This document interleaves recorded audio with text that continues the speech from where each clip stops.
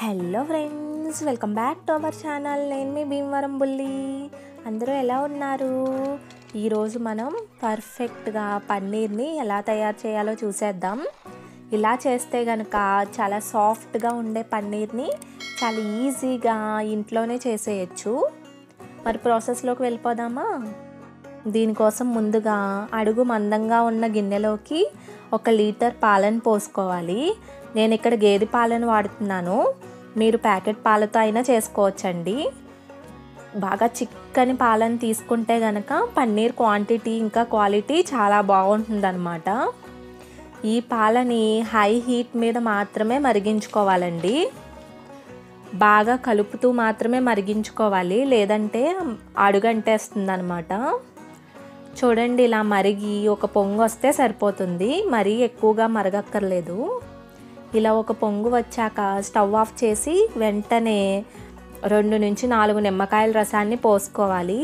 మీ దగ్గర వెనిగర్ ఉంటే కనుక 1 కప్పు వెనిగర్ని 1 కప్పు వాటర్లో మిక్స్ చేసి కలుపుకోండి. వెనిగర్ వేస్తే పాలల్లోని పన్నీర్ అంతా పర్ఫెక్ట్గా వచ్చేస్తుంది. లేని వాళ్ళు ఇలా నిమ్మరసంతోనే చేసుకోవచ్చు. నాకు ఇక్కడ మొత్తం 4 నిమ్మకాయల రసం పట్టింది. తర్వాత ఒక క్లాత్లో పన్నీర్ అంతటిని వడగట్టేసుకోవాలి. ఇలా నిమ్మరసంతో చేసిన పన్నీర్ అయితే కనుక 2 నుంచి 3 సార్లు శుభ్రంగా కడగాలండి. అప్పుడు లెమన్ స్మెల్ అనేది ఉండదన్నమాట.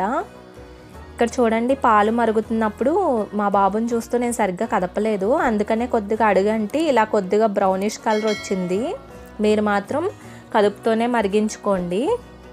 పన్నీర్ అంతటిని ఇలా సమానంగా పరిచి క్లాత్తో చుట్టి పైన ఏదైనా బరువు పెట్టి మీరు కర్రీస్ కోసం వాడుతున్నట్టయితే కనుక అరగంట సేపు ఉంచితే సరిపోతుందండి.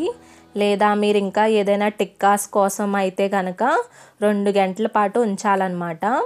చూడండి, అరగంట తర్వాత పర్ఫెక్ట్ పన్నీర్ రెడీ అయిపోయింది.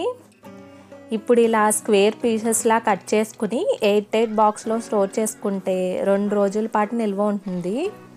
వెనిగర్తో చేస్తే కనుక 4 నుంచి 5 రోజుల పాటు నిల్వ ఉంటుందన్నమాట. అంతే అండి. మరి మీరు కూడా ట్రై చేసి ఫీడ్బ్యాక్ని కామెంట్ చేయండి. వీడియో నచ్చినట్లయితే లైక్ చేసి సబ్స్క్రైబ్ చేసుకోండి.